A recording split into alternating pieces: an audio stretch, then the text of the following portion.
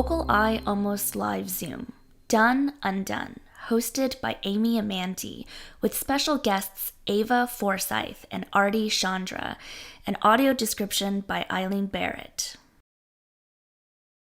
So an official welcome to everybody to VocalEye and to our Almost live event. My name is Amy Amantea. My pronouns are she, hers.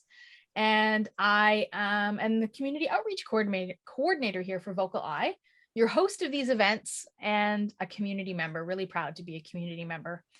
And at this time, I'd like to just welcome Deanna back into the space. So Deanna is Deanna is our Adler University intern and has been joining us with VocalEye for the next several months. So Deanna's going to offer our land acknowledgement this evening. So Deanna, welcome back to the space. Thank you, Amy. Hi, everybody. I'm happy to be here again with you this week. As Amy mentioned, I am an intern at VocalEye, and I'm feeling very grateful and honored to be spending this time with you all.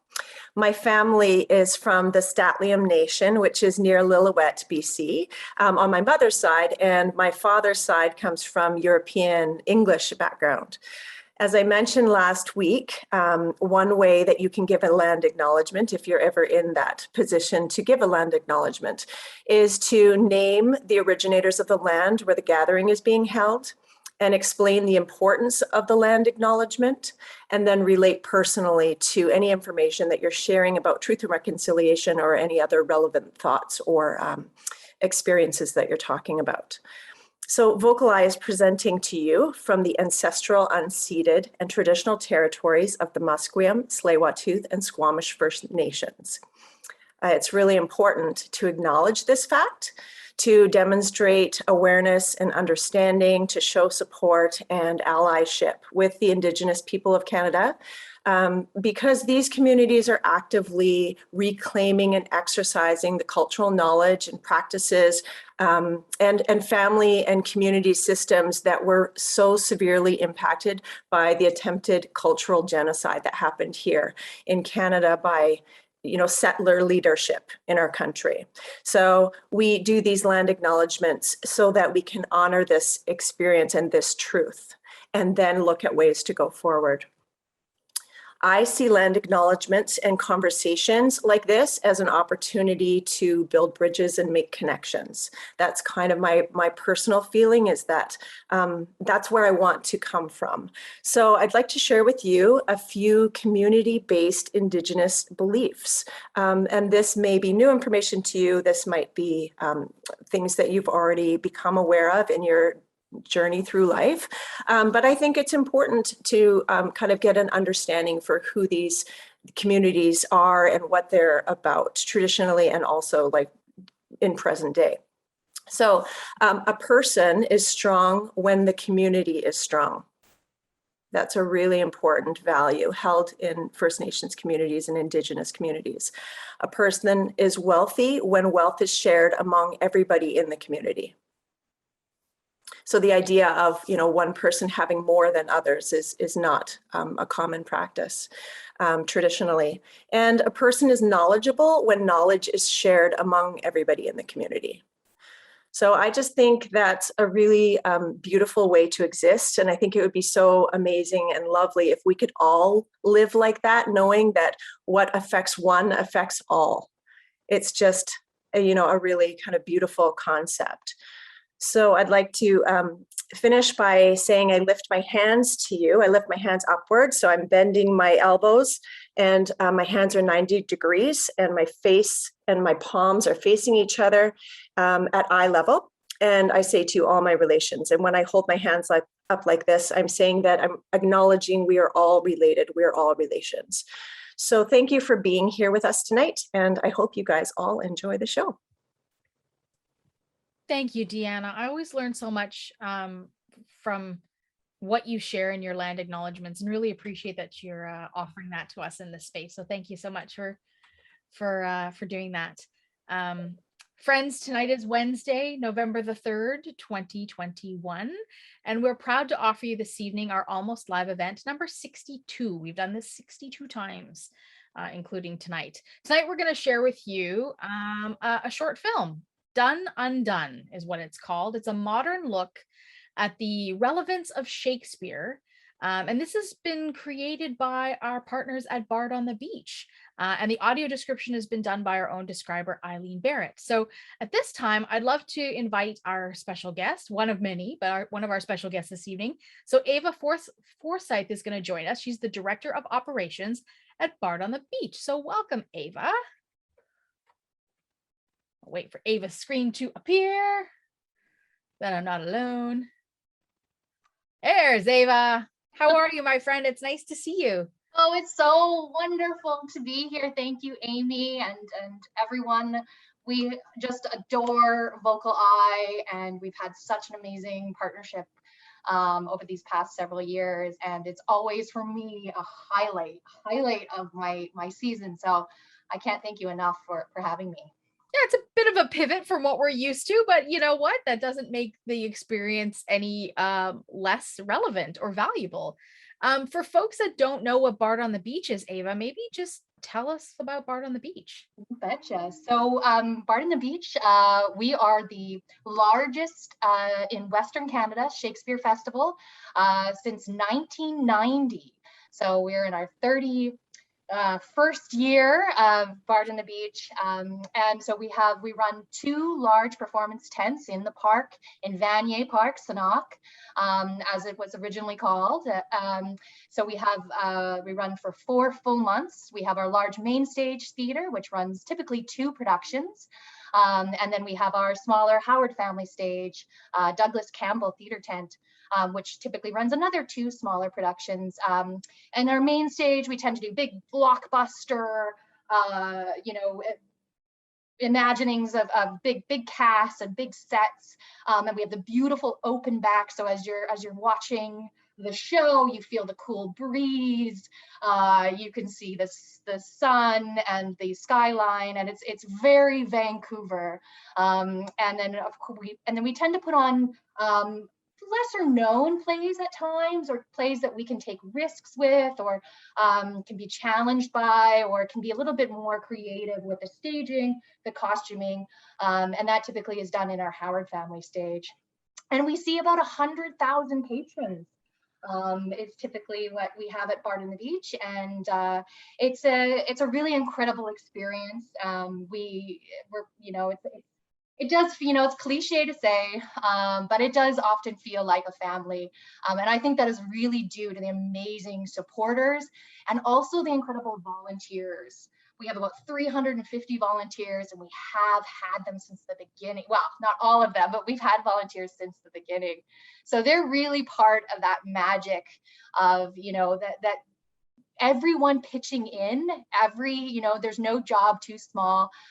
Yes, there's paid staff for security and safety reasons, but we have volunteers who welcome you and who are there for you to ask any questions of. So I think that's what really kind of creates this amazing space for us. And yeah, as I said, we run from 4 months. So typically we build, takes us 2 months, so 3 months. We build everything from scratch. And all tents and all of our equipment, and we build a full, all of our theaters, so all the lights get brought in, everything gets built. And so it takes us about 3 months to build, and then we run for 4 months. A really cool space, because when you transition from grass onto this like almost boardwalk feeling environment, it almost makes me feel like I'm at the Globe. I've never been to the Globe. My virtual background right now, friends, for those of you who have partial sight, is the Globe Theatre in London, I guess in the UK. But it kind of makes you feel like you are back in Shakespeare days. It's very kind of rustic feeling, and I really enjoy that. Ava, tell us, what's been happening with Bard during, I guess with you too, but with Bard during COVID time, right? Because we haven't been gathering. So what has Bard been up to? So it's been an amazing and difficult, for all of us, past 2 years. So the first few months was really about what's going on and what can we do. We were about a week away from building our site, and we had to shut everything down. So we had to take a lot of time to really make sure our messaging was out there, and we were really careful about how we released who we spoke to. We wanted to make sure that we really took care of our artists, our staff, because it was a major blow. Bard on the Beach offers one of the lengthiest contracts for an actor and a performer. So financially and everything, it was particularly stressful.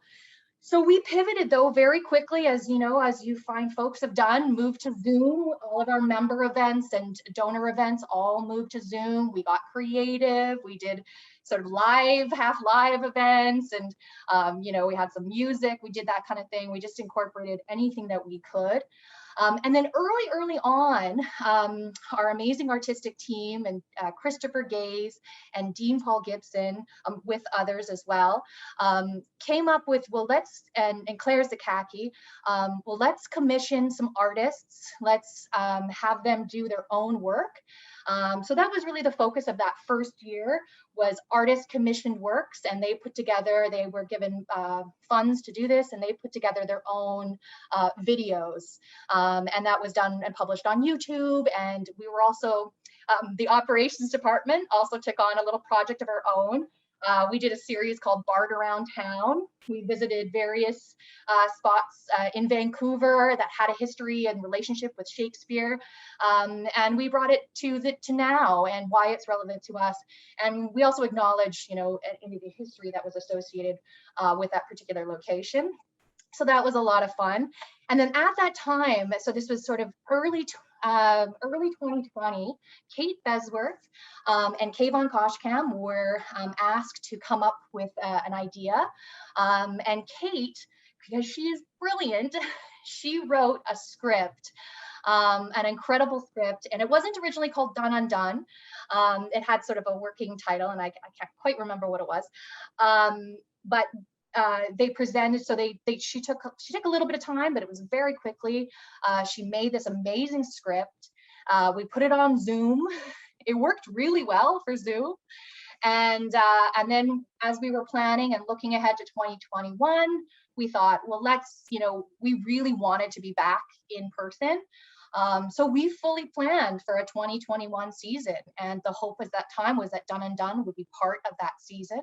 So it was set to be staged. So it was originally workshopped, in Zoom, and then it was going to be moved to the stage. But then, of course, the world, COVID continues. COVID continues.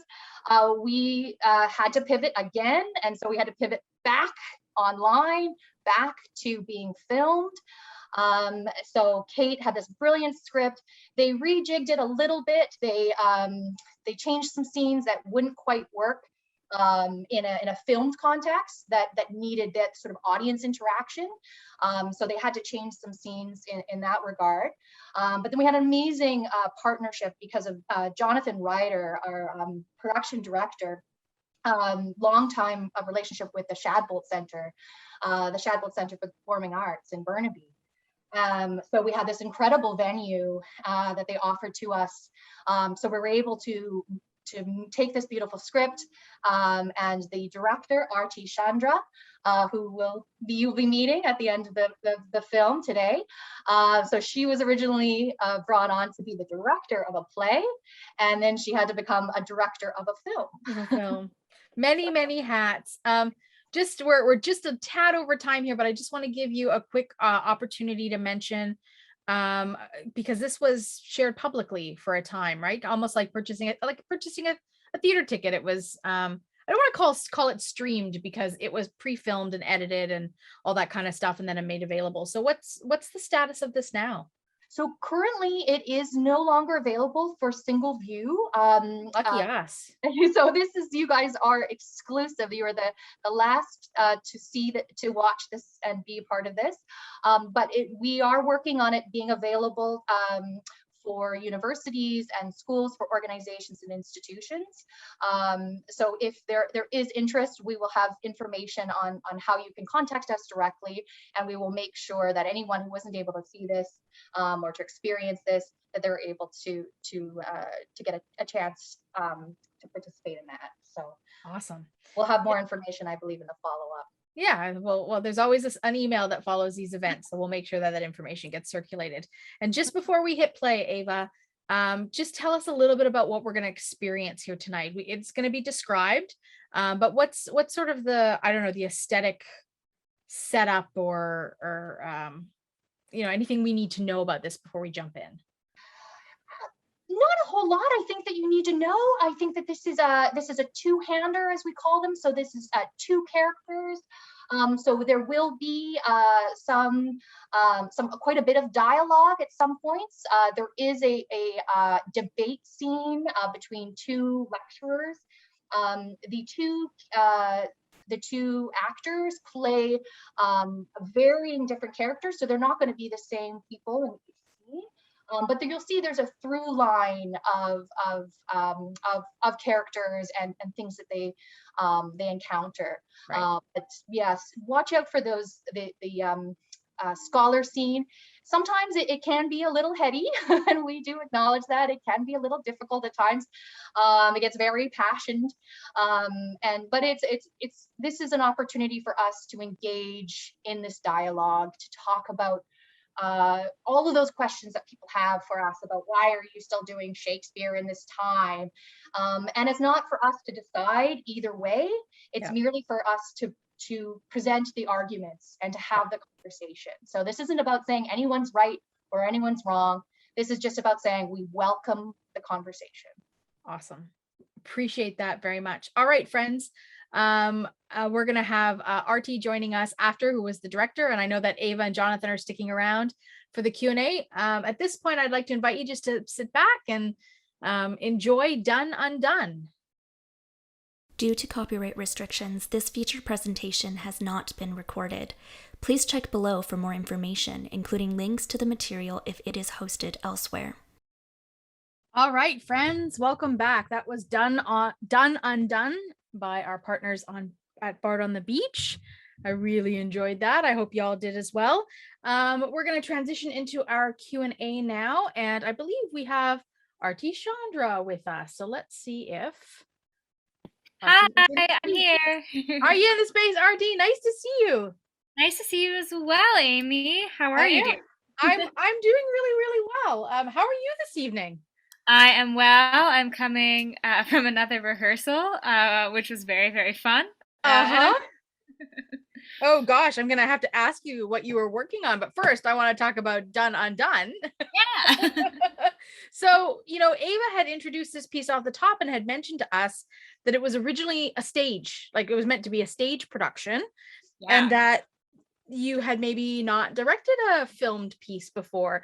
So I wonder, what was that like for you? Were you terrified to make that pivot or just embraced it? What was that like? It was definitely a really interesting switch, going from stage to screen. I was really lucky that Kate Besworth, who is an incredible, incredible playwright, she took on the challenge of adapting her own script. So she added things in there like locations that were specific to film, or so having multiple locations instead of imagining this whole thing set on one stage and one set. Right. So that was sort of the beginning steps of it. So all of a sudden, because we were able to film and have access to the Shadball Center, which is a huge blessing, and our incredible production manager, Jonathan Ryder, helped us a lot with that.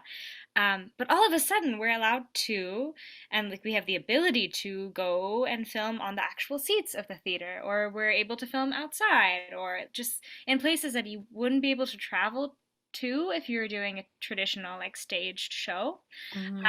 But in terms of directing the film, I had about a month to Google how to YouTube, how to go into Sundance, how to talk to all of my film friends on how the heck does one direct a movie.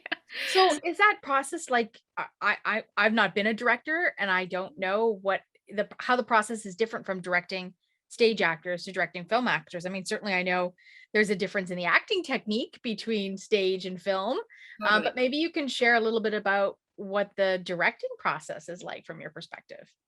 Yeah, for sure. The directing process, it's interesting because your basic work in terms of the plot, action, character, drama, conflict, all of that prep work is still there. That still exists. Communicating with your designers, with sort of the production team, with the artistic team, that's all still there. A big shift is all of a sudden, I would say there's more more control or more influence that a director has, more input that a director will have in film, because I get to shoot things like B-roll now. So I get to Mm. dictate whether we see an image of, or like whether there's an image of a water glass being held instead of like looking at the actor's face. Whereas in the theater, you, as an audience member, are sort of meant to focus solely on the actor, solely on the performance, on the performer. So that was a really interesting learning curve for myself, just making myself pay attention to other details. So does that happen like mostly in the editing process then? Or in the like, no, we need to have an establishing shot and we need to have a shot of this. So you're thinking about it constantly. Yeah, you're definitely thinking about it constantly. A lot of that focus and like learning about it came to me during the shot list creation and my version of storyboarding. So this is before we got into the room with the actors. It's kind of this interesting thing of imagining everything that you want to see. So you have to, or yeah, you have to kind of capture, I guess, or like list or write down or draw or describe um, what you think the movie already is before you get into the room and before you're actually working with the actors. And I think it's a real practice that film directors like work at and they get very good at it. But for Mhm. me, it was this chaotic thing where I all of a sudden had to think of other tools, where I had to start thinking as a camera, which I'm not used to doing, um, and was thinking about like if there's a shot of, for example, a character's dressing room, what are little things that are insights into their lives that these details wouldn't get seen in a theater piece, but I have the gift of film, Right. so how do I get deeper, you know? Yeah, yeah, yeah. Because oftentimes my experience at theater is kind of like, well, you get it's the big picture, right? You've got the whole everything on the stage to decide what you're going to look at in that moment. Totally. But in film, of course, it's like our attention has been forced into a certain moment because Yeah, you want us to know that in exactly. that moment. That's a whole different kind of, I guess, artistic aesthetic, really, truly. Um, It totally is. Friends, I want to remind you that you have opportunity to ask questions of Arti or Ava standing by. Jonathan is also standing by if you have questions about the production or Bard on the Beach or this particular show, or have comments you want to share. Maybe you want to share your favorite Shakespeare play or not. I don't know. But I'll leave that to the community to raise your hands if you have thoughts or questions that you want to share in this environment. Arti, are you planning on doing another film, or is it like, yep, been there, done that, love my theater thing, going back to that?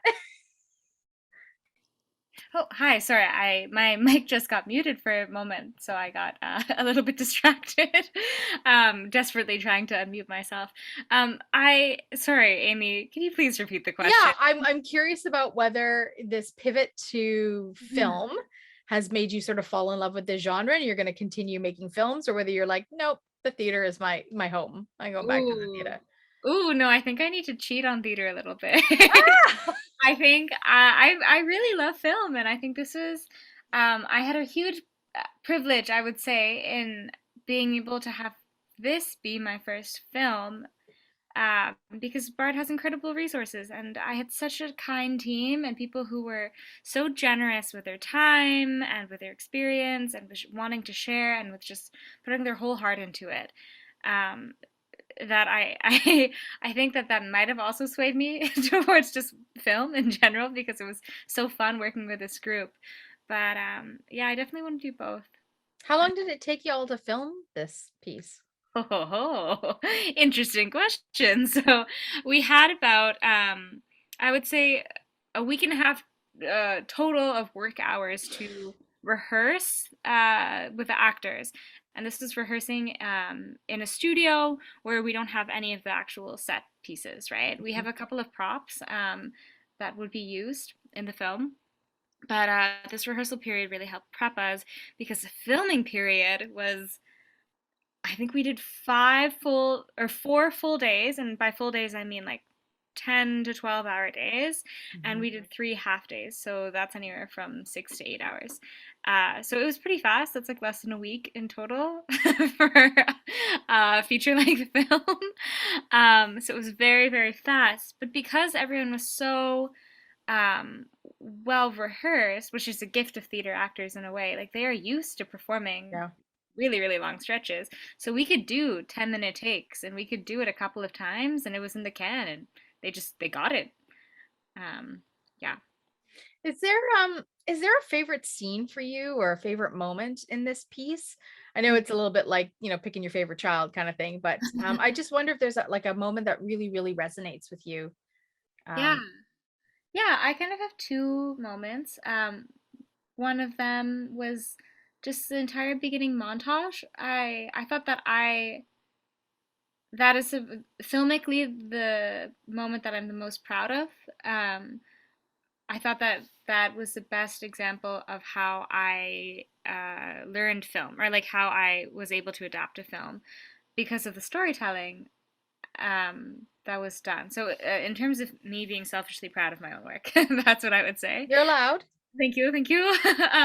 But in terms of a favorite scene, I really controversially love the German scene, Übersetzung, the abstract scene. Yeah, and that's just because I trained in a more abstract sort of experimental theater world. I come from a devising theater background from SFU, so that just felt like coming home a little bit. And it's weird, and maybe not everyone gets it, but I liked it. And maybe if you don't get it, you're not really supposed to get it. It's like this well, like you said, it's I don't know, it's much more abstract than I'm going to say it's creative abstract. I'm creating new genres here tonight. It's creative abstract. We've got a couple of hands, so let's go to Megan first, and then we'll go to Lori. Sure thing. Give Megan a moment to unmute. No worries.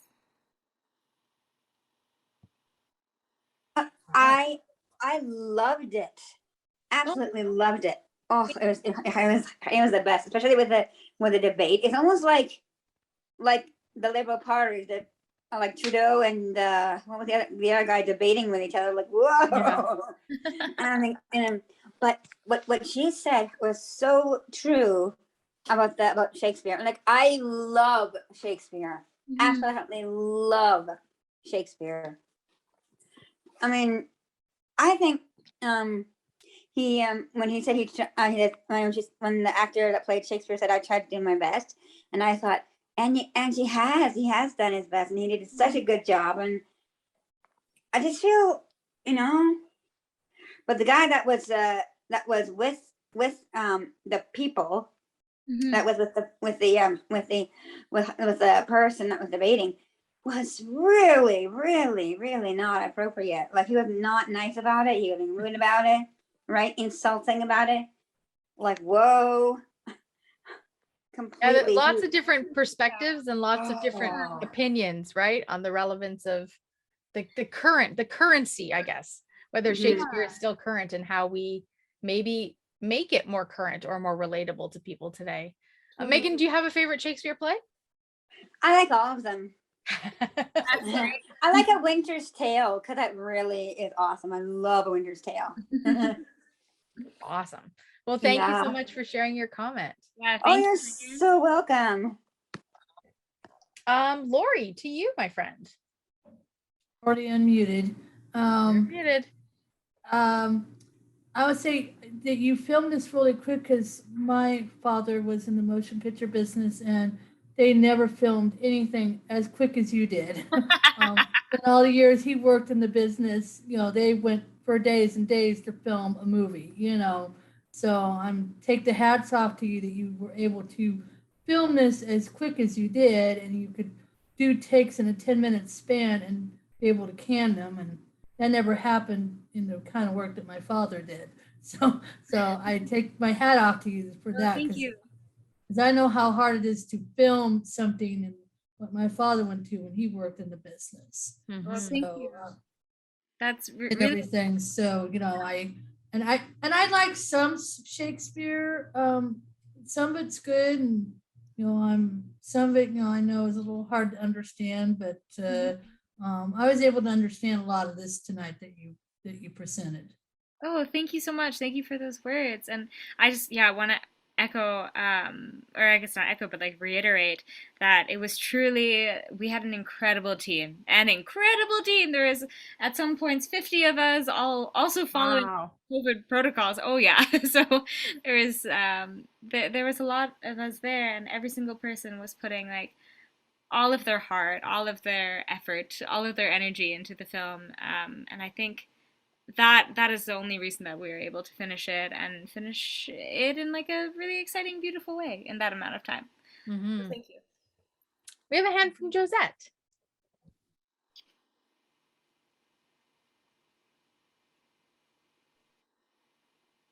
Josette, looks like you're unmuted.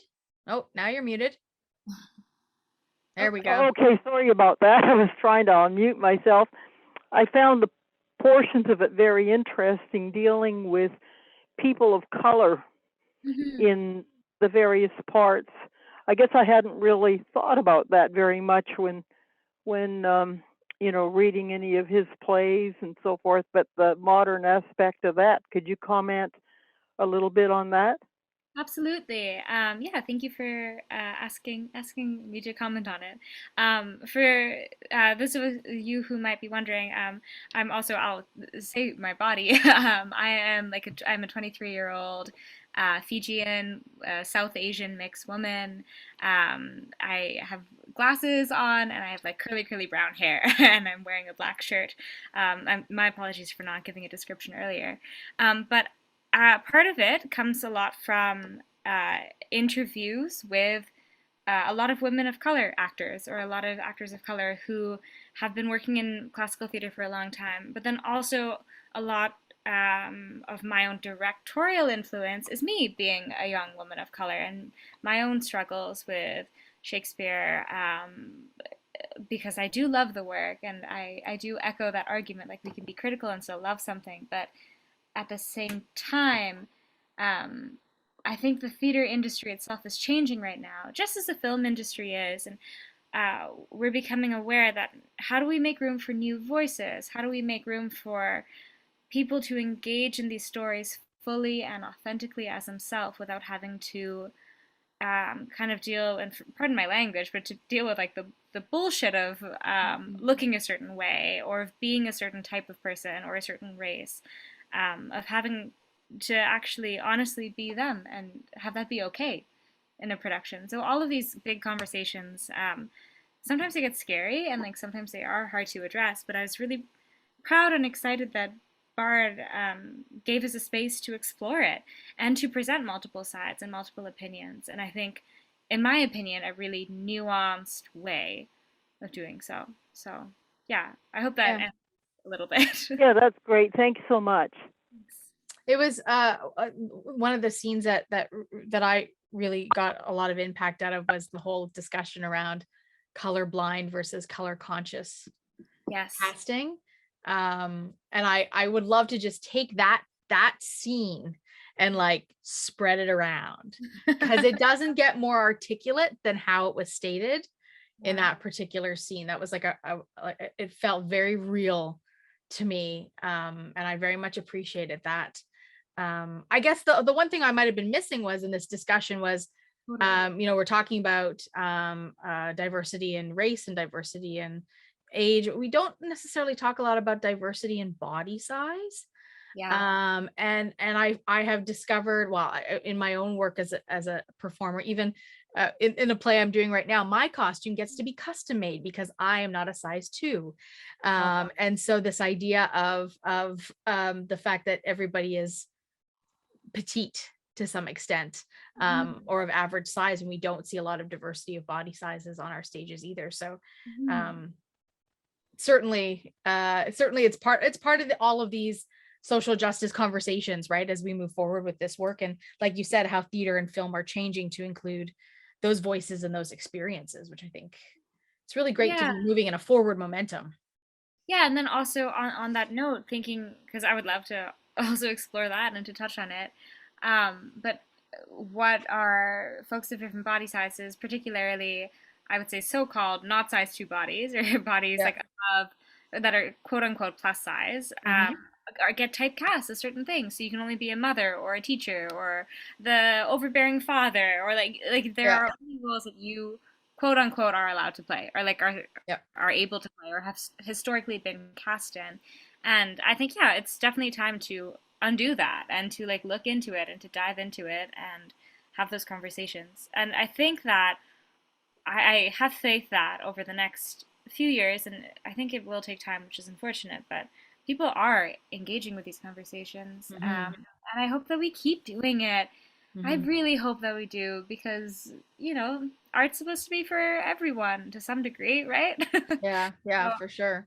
how do you invite more people to see or to experience the work? Yeah. Right? Yeah, you bring authenticity into the room, into the writing process, into the behind the scenes and the in front of the scenes, and every pocket of the creation of a piece. Talk to me about the casting of these two roles. Were you involved at all in the casting, or did Bard pick those folks, or how did that work out? I was not involved in casting. The show came to me already cast, with two very talented actors. Kate Besworth is the playwright, and she wrote this script specifically for those two actors. Okay. Yeah, it's a rare thing to happen. I would be so honored if someone wrote a play for me to act. Could you imagine? um, so Charlie and Kate are partners, and Harveen is Kate's very good friend and coworker. So the three of them had been jamming on the play. Kate had written it. It was initially being workshopped with another director at the time, who had to step away from the gig because she was pregnant, and she has a beautiful child right now. But the four of them were a team for a little bit, and I think that they made some really exciting discoveries. And when I got to step in as a director, I was really excited to work with all three of them, with Kate, with Charlie, and Harveen. And they were already cast in the show, but there were some little character things that still needed to be figured out. For example, who plays Shakespeare, right? It does different things, and then we can get further into color conscious, or even just conscious casting in general, when we talk about specifically Shakespeare. Because if his body is Shakespeare, it's very, very different than if Harveen's body is Shakespeare, right? Even just hearing the voice of like a more masculine voice versus a more feminine voice, it does a different thing. So those were conversations that I got to have. But I'm pretty pleased, I think, at how they were as actors. They're fantastic, fantastic, skilled humans. Oh, I totally was engaged in every word. And that's the talent of the actor, and the director will say that too. Oh, thank you. Of course. You shared with us, and I'm going to just sort of summarize this, that the rehearsal and filming process was like an intense 2 weeks, basically, of your lives. But then what about the editing process? How long did that take in comparison to the filming? Because I have a feeling that took much longer, but I wish I could say that it did. I'll be honest with you, I wish we had more time to edit. We had about a month. So picture lock was due, I think, 2 weeks after the filming was done, and then editing was happening, and then and then sound and composition was happening, and sound mixing was happening, and coloring was happening of the movie, and I think it was all done within a month, or just about a month, and I think it was a really good learning experience for Bard and for all of us, in that a bulk amount of the work in film does come after. Like, editing is its own process. So I think if we had done anything differently, I would love to have more time editing. But I also really enjoyed the editing process. I think it's that's just like I would say that's when you shape the piece, right? It's like how you mold it to fit into what your perspective, or what your direction is as a director. Right. Yeah. What about I suppose I'd love to know what kind of feedback you've been getting about this film, because it was out in the world for a long time. People bought tickets to see it. But what's some of the initial feedback that you're getting? Yeah. I have a fun side story. Fun sad story. All right. It's so weird putting out a movie and then not being able to be in a theater with people, because in the actual theater and on opening night, I get to sit down with the audience and I hear everything that they're experiencing. I notice everything. I can feel their energy in the room. And I imagine it would be somewhat similar if it was in a movie theater as well. But because of COVID, like that's obviously something that didn't get to happen fully, right? So I kind of feel a little bit like I'm not actually sure what people actually experienced while watching it or what they actually thought watching it. But what I've been told has been very lovely things. People finding a common ground with certain debates, with certain perspectives. Definitely a goal of this production, of this piece, was to showcase the different perspectives and the different experiences that people have and the different relationships that people have to Shakespeare's work. So people definitely felt that. I think folks really enjoyed hearing about color conscious casting and colorblind casting, sort of spoken very eloquently. I've had a lot of good feedback on that. I've had lovely feedback on just like the amount of detail put into like the set, into the lighting, into the cinematography, how stylized it was. So that's good. And majority of the people, actually, I don't think I've had, no one's told me that they didn't like it. But I don't know if they would tell me that they didn't like it. So everything I've heard has been lovely and kind and perfect. It's the same when you come off stage too, right? Nobody's going to be like, oh, you sucked out there. I mean, at least you hope not. Yeah, I think the thing that someone told me, and this is bad, they shouldn't have told me this, but if someone just says, congratulations, and they just kind of walk away, that means they didn't like it. Start to pick up on those cues after a while, hey? Oh yeah, after a while, but no one has said anything like that to me about this film. And we've had actually a lot of interest in terms of education. That's been really exciting too. People wanting to bring this into schools or show it to post-secondary students and or even secondary students and start to engage them in debates and sort of it should be shown in acting schools too. Oh, thanks. Yeah, I think it would be really beneficial just to examine in different ways what is our relationship to classical theater, right? Like Ava mentioned at the top, this is not about there's not a clear line between sort of right and wrong. There's a whole bunch of nuance in here. Totally. Which I think is one of the reasons why these discussions are so exciting, is because there isn't a right way or a wrong way to do it. There are just different ways of doing it, and how can we explore those things and honor the lived experience of folks who are creating these and working on these shows. So I just love these conversations. Arthi, for you as a creative, what's next for you? What's next for me? I am just chatting with Kate in terms of this script, and like if she ever wants to do it again, if we ever do it as a real life thing, what changes? What stays the same? Times are changing, politics are changing, people are changing. So what would happen if that ever did? Otherwise, I'm working right now on the East Bend Panto, which is Alice in Wonderland. Yes. Very fun. So excited. Yes, we just worked with some kids today, and like they're very cute. The songs are very fun, so I'm excited about that. And really just sort of working away in the directing world, and I have some stuff lined up that I'm excited about. I want to see if I can get more into film. I don't know how that process really happens, so I want to talk to more people and figure it out. But that's my life, Amy. you've got a taste for it now, hey? Yeah. It's like a little gateway drug. Yeah. I love that. Thank you so much for spending time with us. But before we officially let you off the hook tonight, I'm hoping you'll participate in a raffle this evening. So it's really painless, I promise.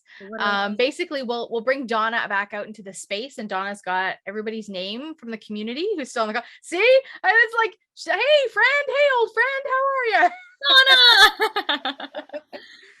Donna. And Donna's gonna rustle those names around, and whenever you feel organically ready to yell out, instead of stop, I don't know, I'm challenging you to yell out something more creative than that, but I'll leave it to you. So, Donna, I'm putting Arthi in your hands. Okay. All right, I'm shaking. You're shaking. You'll know it when I say it. Bard! And the winner is Carrie. Carrie! Kajuski. Carrie is our winner tonight. I'm sure we still have Carrie on the line with us somewhere. Carrie. Oh, I heard a click. Sometimes I hear a click and I think, is that Carrie? Anyways, Carrie, we'll connect with you offline to make sure that we get you your raffle prize, and congratulations again. It's really exciting. Thank you so much, Arthi, for joining us this evening, and thanks to Ava and Jonathan for being here in case there were questions that came up about some of the processes, and for introducing us to the world of Bard. I'm really excited for Bard to come back live in person, and I'm hoping that's going to happen this springish of 2022. So I am waiting with bated breath for that. Thank you so much for joining us in this space, and I hope you have a wonderful evening. Thank you. Thanks for having me, everyone. Hope you enjoyed it. Bye. VocalEye, vocaleye.ca. Special thanks to our funders, the Canada Council for the Arts, the British Columbia Arts Council, the Province of British Columbia, and the City of Vancouver.